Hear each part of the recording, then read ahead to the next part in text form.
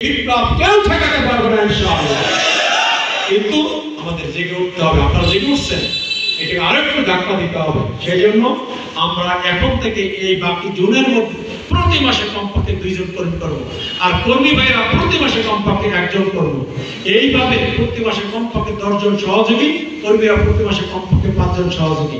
এটা হলো সাংগঠনিক মজবুতির সাথে সাথে আমাদের ইউনিট, দাওয়াত ইউনিট ব্যাপকভাবে তৈরি করতে হবে। এই জায়গাতে আমি একটু সহজীকরণ জায়গায় যেতে চাই। গতকালকেও আমি ভাইদের সঙ্গে যখন আলোচনা করছি, তখন অনেক ভাই দাঁড়িয়ে বলছেন, ভাই আমাদের আপনি যে সহজীকরণ করার কথাটা বললেন, এটা আসলে ব্যাপক ভিত্তিক চালু হওয়া দরকার। একটা কোরআনের আয়াতই আছে, ইন্নামা উসরি ইউসরা ফাইন্নামা উসরি ইউসরা, এবং দিনব্যাপী হবে, ভাই ডিনার নাইলে লাঞ্চ, এবং তাদের কিছু গিফট দেওয়া হবে। আমরা যদি 1000 ওমরের মধ্যে থেকে যদি আমরা 500 যদি মোকাম্মেল পেয়ে যাই, এটা কি আমাদের সফলতা না? এটা বড় অর্জন হবে ইনশাআল্লাহ। সেই জন্য আমাদেরকে পরিকল্পিতভাবে ওমরদের তালিকা, তাদের পিছনে মেহনত, তাদের সুখে দুঃখে অংশগ্রহণ এবং তাদের পিছনে সিজদা দেই ভোর রাত্রে, ওই সিজদায় গিয়ে বলতে হবে, আল্লাহ আবু তালেবকে আমার টার্গেটে নিয়েছে, ওই মুজাহিদ ভাইকে আমার টার্গেট নিয়েছে, ওই আব্দুর রহিম ভাইকে আমি টার্গেটে নিয়েছি, তিনি ওমরের তালিকায়, আল্লাহ তুমি আমার এই দোয়াকে তোমার দরবারে কবুল করে নাও। ইসলামী আন্দোলনে যদি আমরা আমাদের মঞ্জিলে পৌঁছতে চাই, কসম আল্লাহ, ওমর ছাড়া আমরা আগাইতে পারিব না।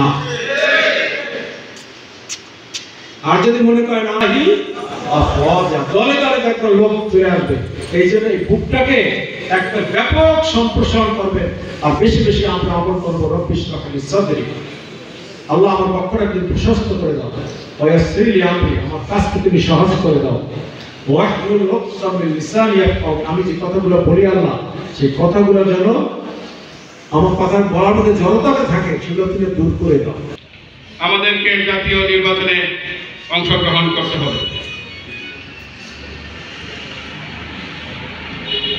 জাতীয় নির্বাচন এটি বাংলাদেশের আইনসভা, প্রতি 5 বছর পর পর এই নির্বাচন অনুষ্ঠিত হয়। জাতীয় নির্বাচন পরিচালনার দায়িত্ব নির্বাচন কমিশনের। বাংলাদেশে 1 কক্ষ বিশিষ্ট জাতীয় সংসদ, এই সংসদে নির্বাচিত প্রতিনিধি সংখ্যা 300 জন।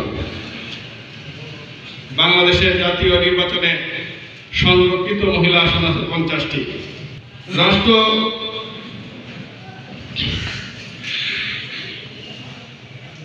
রাষ্ট্রপতি পদ নির্বাচন করে জাতীয় সংসদ সদস্যবৃন্দ। মূলত রাষ্ট্রপতি পদ একটা আনুষ্ঠানিক পদ মাত্র। এখানে উদ্দেশ্য হলো নবী সাল্লাল্লাহু আলাইহি ওয়াসাল্লামের খেয়াল রাখা। মূল কথা হলো নবী করিম সাল্লাল্লাহু আলাইহি ওয়াসাল্লামের সম্মান, নবী সাল্লাল্লাহু আলাইহি ওয়াসাল্লামের মর্যাদা, নবী সাল্লাল্লাহু আলাইহি ওয়াসাল্লামের মাকামের প্রতি ইমানদারদেরকে সবসময় সজাগ এবং জাগ্রত থাকতে হবে।